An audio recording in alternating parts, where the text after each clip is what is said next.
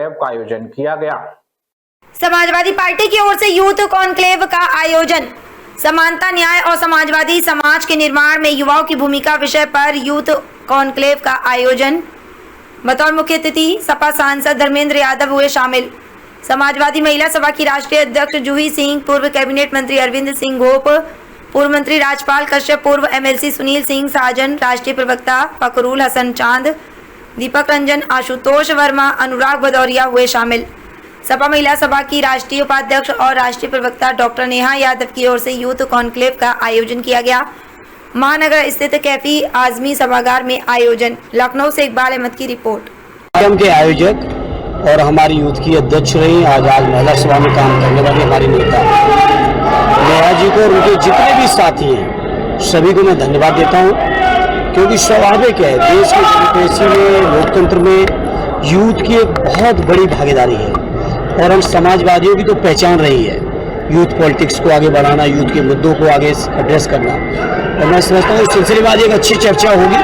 एक से बड़े विद्वान मैं देख रहा हूँ, इलाहाबाद से लेके लखनऊ से लेकर देश के अलग अलग इलाकों के बहुत इंपॉर्टेंट वक्ता बुलाए और मैं समझता हूँ आज के कार्यक्रम के माध्यम से यूथ के लोगों को एक नई प्रेरणा मिलेगी समाजवादी पार्टी के लिए और माधुरी राष्ट्रीय अध्यक्ष जी के साथ चलने की।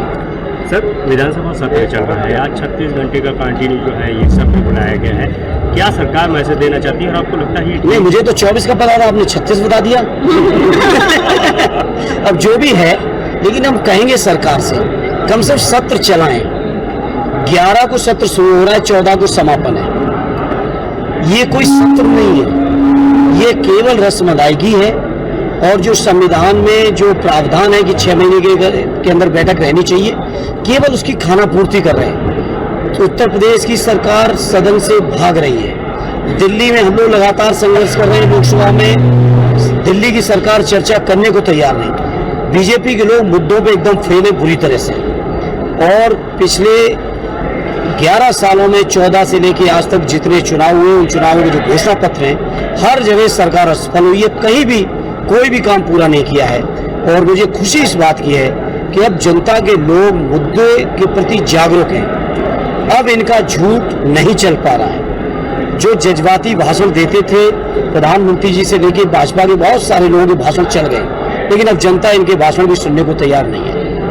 सर, आयोग को सुप्रीम कोर्ट में भी फटकार लगाई, लेकिन आयोग जो है वो अपनी बात पे अडिग है। ऐसे में आप लोग विरोध प्रदर्शन भी कर रहे हैं, किस तरह का रवैया आप देख रहे हैं? देखिए, आयोग की निष्पक्षता पर उसी दिन मैं समझता हूँ सारे देशवासियों को समझ जाना चाहिए, जब चुनाव आयोग की नियुक्ति की जो समिति थी, जो कमेटी थी, उस कमेटी से सर्वोच्च न्यायालय के माननीय मुख्य न्यायाधीश साहब को हटा दिया गया। आप उसी दिन से समझ लेना चाहिए था कि सरकार की मंशा क्या है। अपने पक्ष का आयोग बना, अपने मनमाफिक आयोग के माध्यम से काम करवाना, ये सरकार की मंशा थी। और आज हम समाजवादी लोग तो लगातार कह रहे हैं, 2022 में 18,000 एफिडेविट आदरणीय राष्ट्रीय अध्यक्ष जी ने आयोग के सामने पेश किए, लेकिन एक भी कार्रवाई नहीं हुई। जो आयोग आज ये कह रहा है राहुल गांधी जी से, लीडर ऑपोजिशन से, कि एफिडेविट दो, मैं उस आयोग से कहूँगा पहले 18,000 जो एफिडेविट है उस पर कार्रवाई क्या की, इस बात से देश को अवगत कराएं। जब आदरणीय राष्ट्रीय अध्यक्ष जी के दिए हुए एफिडेविट से कोई कार्रवाई नहीं हो रही, तो नए एफिडेविट की नहीं समझता आयोग के सामने कोई जरूरत है और आयोग को समझ जाना चाहिए। और नहीं समझेंगे तो अब देश के जनमानस से ऊपर कोई नहीं है। जनता जाग रही है, लोग जागरूक हो चुके हैं अपने वोटों के प्रति, अपने मतों के अधिकारों के प्रति और इनकी बेईमानी को बेनकाब करने के प्रति। सर, दिल्ली में संसद चलती है तो अखिलेश यादव जी तो पूरा विपक्ष जो है वो अपनी आवाज़ उठाना चाहता है, तो बैरिकेडिंग की जाती है, फोर्स लगाई जाती है। अखिलेश यादव जी को बैरिकेडिंग फाड़नी पड़ती है। लखनऊ में बात करें, आज भी जो है समाजवादी पार्टी अपनी बात रखना चाहती थी, लेकिन सर पांडे हो या तमाम जो बड़े वरिष्ठ नेता थे पूरी तरह से घेराबंदी कर दिया गया, उनको नजरबंद कर दिया।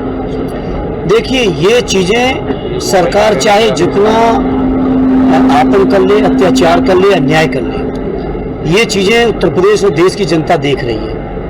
और लोकसभा के चुनाव में तो जो जवाब मिला है ये शुरुआत है। असली पिक्चर देखने को मिलेगी 27 के चुनाव में भारतीय जनता पार्टी के लोग, जब उत्तर प्रदेश के जनमानस माननीय अखिलेश जी के नेतृत्व में पीड़ित परिवार के लोग, किसान, नौजवान, मजदूर, बुनकर, व्यापारी, समाज के हर वर्ग के लोग, विद्वान हैं, वकील हैं, डॉक्टर हैं, इंजीनियर हैं, सरकारी कर्मचारी हैं, सब लोग मिलके जब निकलेंगे तो मैं समझता हूँ सही जवाब 27 में मिलने जा रहा है बीजेपी को। Thank you. बहुत बहुत धन्यवाद आप सबका।